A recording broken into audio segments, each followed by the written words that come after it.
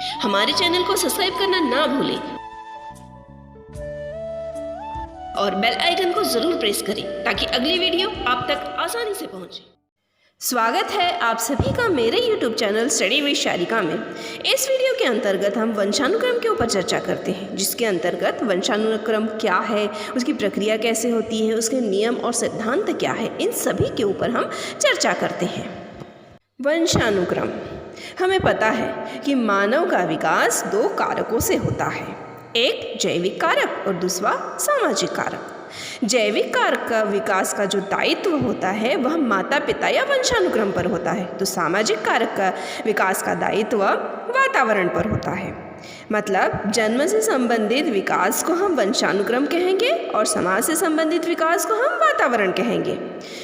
उदाहरण के तौर पे वे सभी तत्व जो बालक के जन्म के समय से ही नहीं बल्कि उसके गर्भ में आने के समय से ही प्राप्त हो जाते हैं, वे वंशानुक्रम कहलाते हैं। मतलब वे सभी तत्व जो बालक को उसके माता पिता से प्राप्त होते हैं वे वंशानुक्रम कहलाते हैं। बालक को न केवल अपने माता पिता से बल्कि उसे अपने पहले के पूर्वजों से भी कई शारीरिक और मानसिक गुण प्राप्त होते हैं। इसी को हम वंशानुक्रम, वंश परंपरा, पैतृकता, आनुवंशिकता आदि नामों से जानते हैं। जैविकी विरासत की एक बात यह है कि जो जितनी भी जैविकीय विरासत होती है वह एक पीढ़ी से दूसरी पीढ़ी में हस्तांतरित किए जाती है। मतलब जो कुछ भी विशिष्ट गुण या लक्षण होते हैं वह एक पीढ़ी से दूसरी पीढ़ी में हस्तांतरित किए जाते हैं। इसे ही वंशानुक्रम की प्रक्रिया कहते हैं। अब हम देखते हैं कि वंशानुक्रम की प्रक्रिया होती क्या है। तो वंशानुक्रम की प्रक्रिया में जो मानव शरीर है वह मानव शरीर कोशों का योग होता है। शरीर का प्रारंभ केवल एक कोश से होता है जिसे संयुक्त कोश या जाइगोट कहते हैं। फिर संयुक्त कोश दो उत्पादक कोशों का योग होता है, जिसमें एक कोश पिता का होता है और दूसरा जिसे पितृकोश कहते हैं और दूसरा कोश माता का होता है जिसे मातृकोश कहते हैं।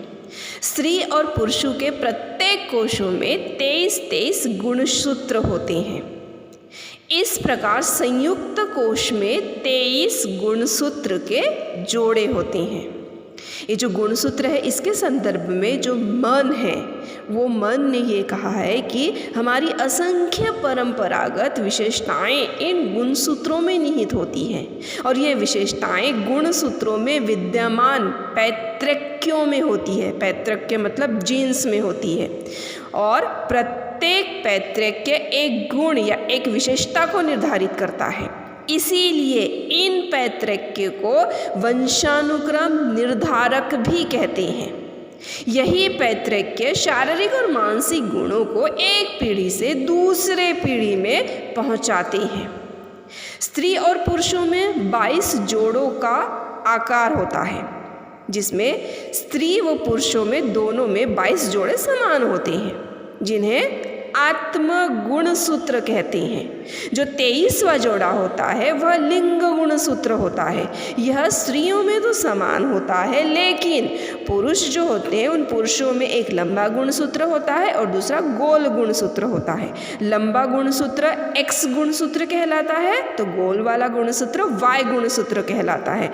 इस प्रकार से स्त्रियों में XX गुणसूत्र होता है तो पुरुषों में XY गुणसूत्र होता है। मतलब मानव जाति में वंश सूत्रों की कुल संख्या 46 या 23 जोड़ी की होती है, जिसमें पुरुषों की 23वीं जोड़ी X व Y गुणसूत्र की होती है तो महिला की 23वीं जोड़ी XX गुणसूत्र से ही बनती है। इसके बाद हम देखते हैं वंशानुक्रम के नियम क्या है। उसमें सबसे पहला नियम है समानता का नियम। इस नियम के अंतर्गत यह कहा जाता है कि समान जीव को ही जन्म देता है। मतलब जैसे माता पिता होते हैं वैसे ही उनकी संतान होती है। बुद्धिमान माता पिता के बच्चे बुद्धिमान होते हैं तथा मंद बुद्धि माता पिता के बच्चे जो होते हैं वो मंद बुद्धि होते हैं। उसके बाद में दूसरा नियम है विभिन्नता का नियम। इस नियम के अंतर्गत बालक अपने माता पिता के बिल्कुल समान न होकर उनसे बुद्धि, रंग, स्वभाव में कुछ मात्रा में भिन्न होते हैं। उसके बाद में अगला अगला नियम है प्रत्यागमन या परावर्तन का नियम। प्रत्यागमन का यहाँ पर अर्थ है वापस आना। इस नियम के अनुसार बालक में अपने माता पिता के ठीक विपरीत गुण पाए जाते हैं। मतलब बहुत प्रतिभाशाली माता पिता के बच्चे एकदम मंद बुद्धि के प्रवृत्ति के होते हैं, या मंद बुद्धि माता पिता के जो बच्चे होते हैं वो प्रतिभाशाली बुद्धि या प्रवृत्ति के हमें देखने को मिलते हैं। ऐसा इसलिए होता है कि उनके जो पूर्वज होते हैं उनके पूर्वजों से भी इन्हें कुछ शारीरिक या मानसिक गुण प्राप्त होते हैं, इसीलिए इस गुण में माता पिता के बिल्कुल विपरीत बच्चे दिखाई देते हैं। इसके बाद हम देखते हैं वंशानुक्रम के सिद्धांत, जिसमें सबसे पहला सिद्धांत है बीज कोशों की निरंतरता का सिद्धांत। बीज कोश मतलब जनन द्रव्य। इस सिद्धांत के प्रतिपादक बीजमैन हैं, जो कि जर्मन के हैं। इन्होंने इस सिद्धांत के अंतर्गत कहा है कि बीज कोशों का कार्य केवल उत्पादक कोशों का निर्माण करना है। जो बीज कोश बालक को अपने माता पिता से मिलते हैं वह अगली पीढ़ी को हस्तांतरित कर देता है। मतलब जो बीज कोश होते हैं वो पीढ़ी दर पीढ़ी हस्तांतरित होते रहते हैं। इस सिद्धांत के अनुसार बीजमैन ने यह कहा है कि जनन द्रव्य या बीज कोश कभी भी नष्ट नहीं होते हैं। यह स्पष्ट करने के लिए बीजमैन ने कुछ चूहों को लेकर उन पर प्रयोग किया था। उन्होंने कुछ चूहों की पूंछें काटी, पीढ़ी दर पीढ़ी चूहों की पूंछें काटी, मगर कोई भी चूहा पूंछ विरहीन पैदा नहीं हुआ। अगला सिद्धांत है अर्जित गुणों के संक्रमण का सिद्धांत। इस सिद्धांत के समर्थक है लेमार्क, मैकडूगल, पावलोव, हैरिसन। इस सिद्धांत के अनुसार कहा जाता है कि माता पिता द्वारा अपने जीवन काल में अर्जित किए जाने वाले जो गुण होते हैं वह उनकी संतान को भी प्राप्त होते हैं। यह स्पष्ट करने के लिए एक उदाहरण लिया गया है, जिसमें जिराफ पशु की जो गर्दन थी वो पहले घोड़े के समान थी, लेकिन कुछ ऐसी विशेष परिस्थितियां हुई जिसके कारण वह लंबी हो गई और कालांतर में उसकी लंबी गर्दन का गुण अगली पीढ़ी में स्थानांतरित हो गया। अगला सिद्धांत है मेंडल का सिद्धांत। ग्रेगर जॉन मेंडल, इन्हें अनुवंशिकता का जनक कहा जाता है। यह वनस्पति शास्त्री थे, यह ऑस्ट्रेलिया निवासी थे। इन्होंने वर्णसंकर के ऊपर अपना प्रयोग किया था। इन्होंने कहा कि वर्णसंकर के अनुसार प्राणी या वस्तुएं अपने मौलिक या सामान्य रूप की ओर अग्रसर होती हैं। यह स्पष्ट करने के लिए उन्हें मटर के पौधे और काले व सफ़ेद चूहों पर इसका प्रयोग किया। इस नियम को जेकोस्लाविया में एक पादरी मेंडल ने प्रतिपादित किया था। उन्होंने क्या किया कि अपने जो गिरजाघर है उसके बगीचे में छोटी और बड़ी मटरें बराबर संख्या में बो दी।